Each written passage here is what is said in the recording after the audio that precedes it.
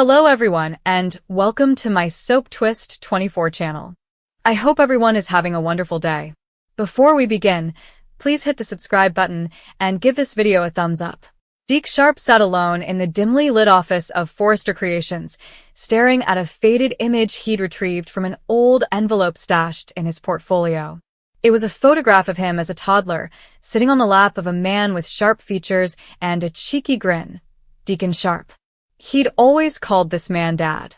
The guy who had raised him through turbulent years, fought for custody in contentious court fights, and eventually moved him to live with grandparents when life became too difficult. But now, as Deke trailed his finger across the image, a knot formed in his stomach. The envelope also contained a freshly printed DNA test report from a kit he had purchased online on a whim after overhearing a talk at Il Giardino. The statistics were clear, printed in black and white. Probability of paternity, 0. Deacon Sharp wasn't his biological father. Deke's hands trembled as he folded the paper and returned it to the envelope. How can this be? Throughout his life, the story had been apparent. Becky Moore, his mother, had been abandoned by a temporary boyfriend while pregnant. She had given birth to him in Furnace Creek, and her cousin Amber had intervened during a tumultuous exchange involving a stillborn child and Rick Forrester. Deacon had come into the picture, claimed him as his own, christened him Eric Sharp after gaining custody, and even nicknamed him Little D, the forerunner to the Deke he'd acquired as an adult to remove himself from the soap opera drama of his childhood. But if Deacon wasn't the father, then who was? And why hadn't anyone questioned it before? It had begun innocently enough. Deke had returned to Los Angeles a few months back and met Deacon at the restaurant. Their reunion had been dramatic, with awkward hugs, Deacon's stern concerns about Deke's extended absence, and boastful claims about his son's creative abilities. Deacon had even arranged for Deke to be interviewed at Forrester Creations, where Hope, his half-sister, had championed his portfolio. Life was falling into place. A job in the family business, a burgeoning romance with Remy, and the opportunity to mend bridges torn by years of separation. Then came the doubts. During a late-night shift at Il Giardino, Deke overheard Sheila Carter whispering to Deacon about old secrets and paternity surprises that could blow everything up. Sheila, ever the agitator, had thrown hints about Becky's wild days before settling in Furnace Creek. "Not every kid knows who their real daddy is," she'd snarled, her eyes glistening with hatred. Curiosity gnawed at Deke. He'd always felt a little off, like he didn't quite fit the Sharp mold. Deacon was impulsive, streetwise, and a survivor with a criminal background. Deke was creative and introspective, preferring textiles and sketches over plots and hustles. And physically, Deacon's black hair and fierce eyes contrasted with Deke's lighter looks, which he assumed Becky had passed down. So he had ordered the kit, swabbed his cheek, persuaded Deacon to participate in a fun father-son bonding thing over pizza one night, and then sent it off anonymously. The wait had been excruciating, but the results arrived yesterday, just as Forrester was abuzz with the latest drama: Thomas's homecoming, Eric's forced retirement, and Hope and Liam's hurried remarriage. Now, sitting in the quiet design studio after hours, Deke felt the world shift. Betrayal rushed over him immediately, not at Deacon, but at the falsehood that had defined his entire identity. Who had Becky actually been with? Some drifter? A Forrester? The concept made him feel ill. Amber's previous plans involved initially passing him off as Rick's. Could there be further layers? His phone vibrated. Remy texted, "Hey babe, you still at the office? Dinner's getting cold. Miss you." Deke smiled weakly, typed back, "On my way. Just finishing up." But he wasn't. He needed answers. He grabbed his jacket and went straight to Il Giardino, where Deacon was closing up. Deacon looked up from mopping the bar, his face lit up. "Hey, kid. What brings you here so late? I thought you designers kept fancy hours." Deke paused in the doorway, the envelope burning in his pocket. "Dad, we need to talk." Deacon's face wrinkled. "Everything okay? Forrester giving you grief? Or is that boyfriend of yours, Remy, being too clingy?" "No, it's bigger." Deke took out the envelope and slid it across the bar. "I did a DNA test. You and me." Deacon froze, cloth in hand. What? Why the hell would you? Just open it. Deacon ripped it open and scanned the pages. His face had lost its color. He laid it down cautiously, avoiding Deke's gaze. Deke, son. I'm not, am I? Deke's voice broke. You're not my biological father, Deacon said, falling into a stool. No. I'm not. The confession hung in the air like smoke from an extinguished candle. Deke's sneeze weakened, so he grabbed a chair. Then why? All these years, the custody fights, the name change, everything. You knew. Deacon nodded, scratching his head. I suspected early on. Becky, your mom, she was sweet but troubled. We hooked up a few times when I was bouncing around bars in the desert. She told me she was pregnant, said it was mine. I bailed at first, classic me, right? Scared shitless. But you came back. Yeah, when Rick dragged me to LA to mess with Amber. I saw you, little Eric, back then, and something clicked. You needed a father, and hell, I needed redemption. Becky was dying. She begged me on her deathbed. So who is he? The real father? Deacon asked, shaking his head. Becky took it to her grave. Said it didn't matter. You were hers and now mine. I got the test done secretly years ago, after Macy died, and I was spiraling. Confirmed what I feared. But by then, you were my son in every way that counted. I didn't want to lose you. Lose me? Dad, Deacon, you should have told me. And risk you running off looking for some ghost? Or worse, hating me for lying? You were happy with your grandparents for a while, then off building your life. It hurts now. My whole life feels like a script from one of those old family dramas. And Hope? She's really my half-sister? Through Brooke, yeah. But you're still family. Sharp by name, by choice. Deke turned away from him. I need time. This changes everything. Deacon rose up, stretching out but falling short. I get it. But don't shut me out, kid. I'm still your dad. The one who taught you to ride a bike, bandaged your scrapes, cheered your first sketch. Deke's face was weeping. I know. That's why it hurts so much. He exited Il Giardino and entered the chilly LA, walking across the streets at night. His thoughts raced. Confront Amber? She might learn more from Becky's confessions. Dig into Furnace Creek's old records? Or let go and accept the father who had chosen him. The following days were blurry. At Forrester, Deke put himself into work, sketching furiously, bolder, edgier designs that reflected his anguish. Hope observed his distraction and pulled him aside during a meeting. Brother dear, what's going on? You've been a ghost. Deke mustered a grin. Just family stuff. With Dad? He's been moping at the restaurant. Said you two had a fight. Something like that. He wrapped his arms around Hope. Whatever it is, we're Logan's, Sharps, whatever. We stick together. If only she'd realized how delicate that together was. Remy became his anchor, listening late into the night as Deke recounted the event. Biology doesn't make family, Remy replied, clutching him. Look at us. We're building ours from scratch. But the question remained. Who is the biological father? Deke began searching surreptitiously, uncovering old newspaper clippings concerning Becky and hospital records. A faded article mentioned a young man named Marcus Walton, a traveling salesman who had briefly visited town. Walton? As in, related to the Waltons? No, it's too coincidence. Then, a breakthrough. An anonymous email arrived. If you're looking for answers about Becky Moore's baby, meet me at the old Furnace Creek Diner. Come alone. With his heart racing, Deke traveled out the following weekend. The diner was decrepit and a relic. A man in his 50s waited in a booth, with salt and pepper hair and familiar eyes. You look just like her, the man exclaimed as Deke approached. Who are you? Marcus. Marcus Forrester. Deke's world was shattered again. Forrester? As in, your grandfather's brother. Massimo Marone was my dad, but I was raised thinking Eric was. Long story, family secrets, you know how it goes. You're saying, I'm your father, Eric, Deke. Becky and I had a fling. She told me she was pregnant, but I was young, ambitious, running from my own messed up lineage. I paid her to keep quiet, told her to say it was Deacon's if anyone asked. Deacon was a nobody.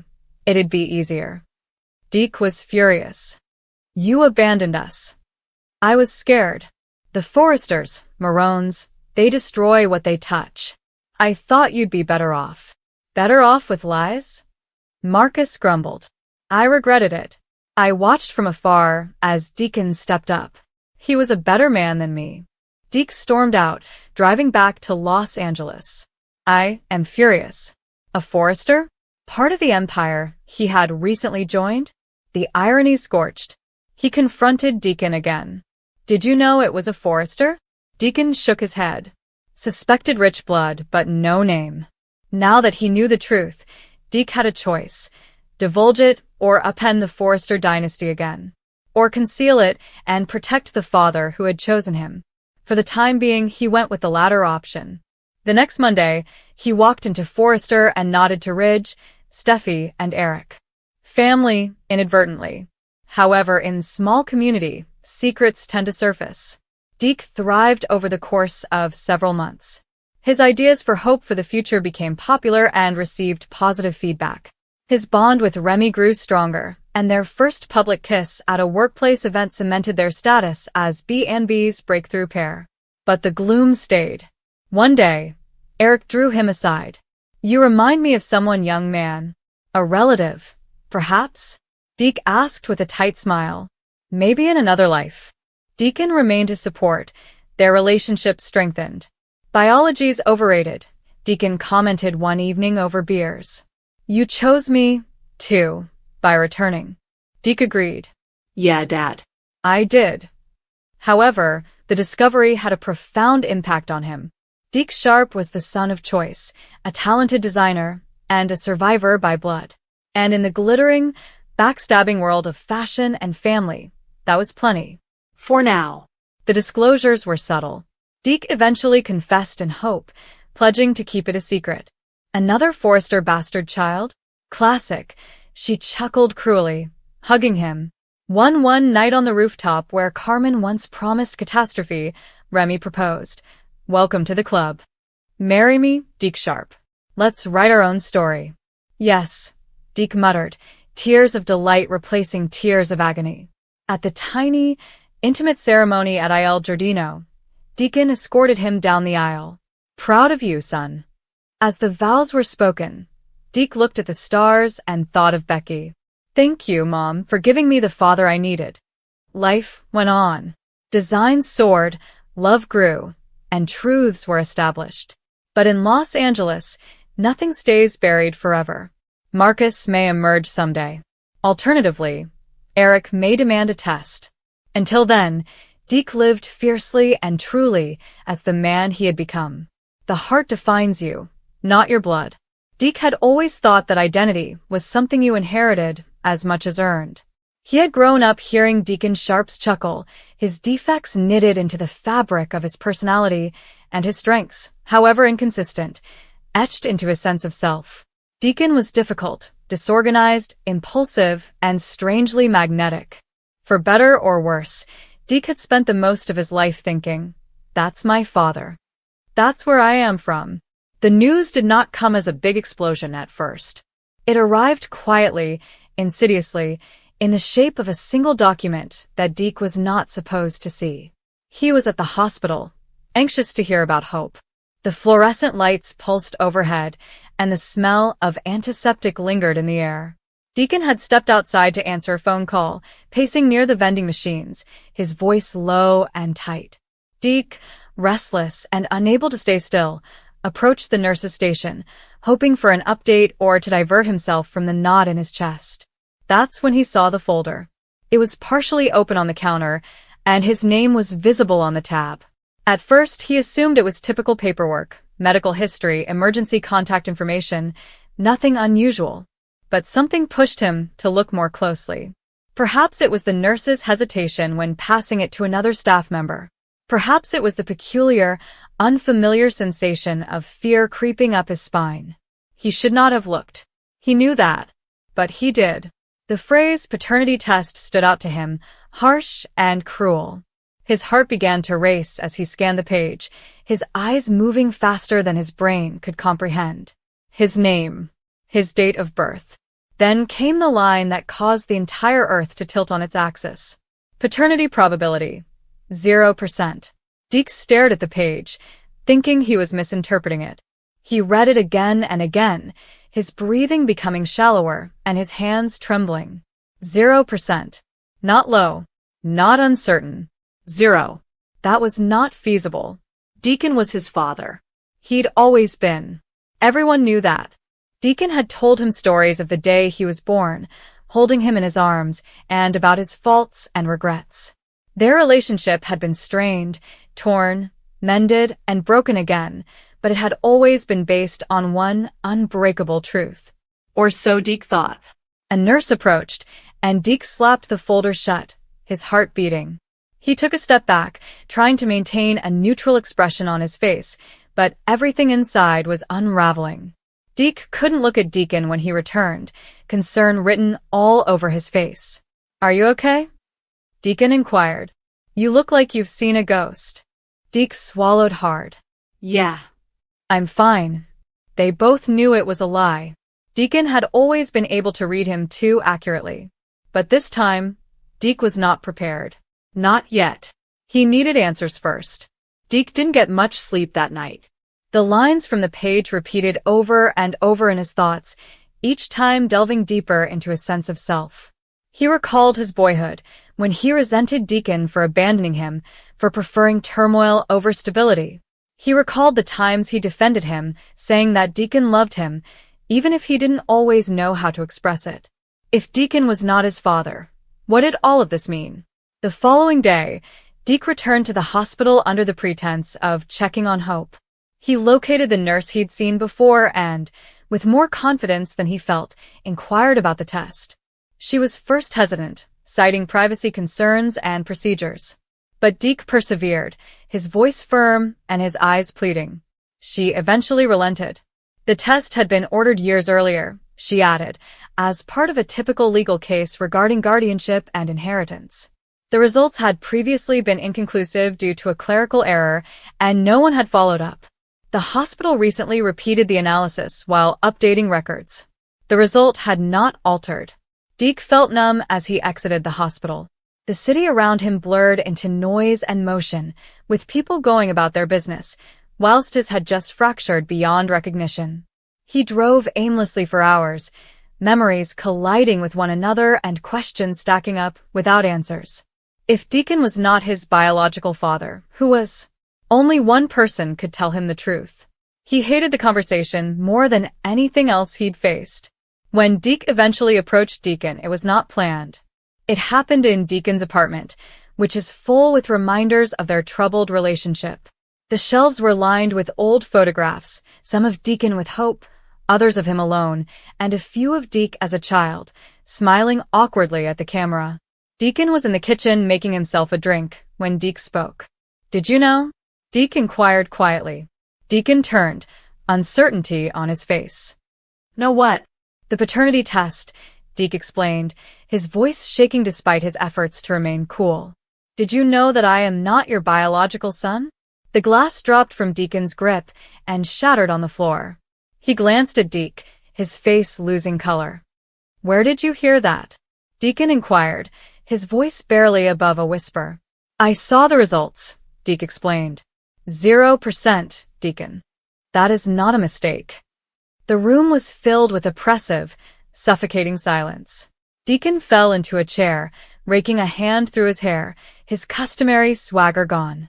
"I've always wondered," he admitted finally. "But I never wanted to know for sure." Deke's chest clenched. "Did you suspect?" Deacon nodded slowly. "Your mother and I were reckless back then. There was someone else in her life, and she never mentioned them after she departed. When she told me she was pregnant, I decided to assume the child was mine. I wanted it to be real." Deke felt a scorching, overwhelming flash of wrath run through him. "You let me believe it my whole life." "I didn't let you," Deacon responded, standing abruptly. "I believed it too. I loved you as if you were my son, because you were. Biology didn't matter." "It does to me," Deke snapped. It matters because my entire life is built on this lie. Deacon flinched, shame engraved across every line of his face. I never meant to hurt you. But you did, Deke responded. And now I don't even know who I am. He walked out before Deacon could respond, his emotions threatening to overwhelm him. Anger, betrayal, and misunderstanding combined to create an unpleasant situation. In the days that followed, Deke withdrew from everyone. He avoided Deacon, disregarded Hope's calls, and isolated himself from the world. He replayed every moment he'd had with Deacon, evaluating what was genuine and what was based on erroneous assumptions. Despite his best efforts, he was unable to delete the memories. Deacon teaches him how to ride a bicycle.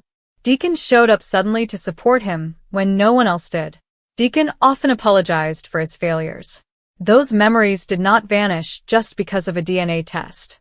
Hope eventually broke through the walls that Deke had created. She saw him sitting alone on the beach, staring out at the ocean, the wind whipping over his hair. You can't do this alone, she whispered softly, sitting alongside him. Deke exhaled. I don't even know where to start. Start with how you feel, Hope told her. Not how you think you should feel. What you genuinely feel. He was silent for a long time before speaking. I'm angry, he confessed. And I am hurt. But I also miss him. That makes me feel stupid. Hope shook her head. It does not make you foolish. It makes you human. Her comments remained with him long after she had left. For the first time since knowing the truth, Deke allowed himself to ponder the notion that identity was more complex than genetics. Perhaps being a father was about more than biology. When he finally returned to Deacon, it wasn't to forgive him completely. It was to speak. They sat across from each other, and the tension was evident. I don't know what our relationship looks like now, Deke admitted openly. I'm not sure if I can just pretend nothing has changed. Deacon nodded. I do not expect you to. I just want you to know that nothing about my feelings has changed. You are still my son. In every aspect that counts. Deke scrutinized him, looking for insincerity and excuses. He discovered none. Only regret and love, flawed and raw. I need time, Deke explained. I'll wait, Deacon responded. As Deke went away, he sensed that something had changed inside him. The reality had shattered his assumptions, but it had not destroyed the link they had formed. The journey ahead would be complex, painful, and unpredictable. But for the first time since learning the truth, Deke felt something other than loss. He felt like he could redefine himself on his own terms.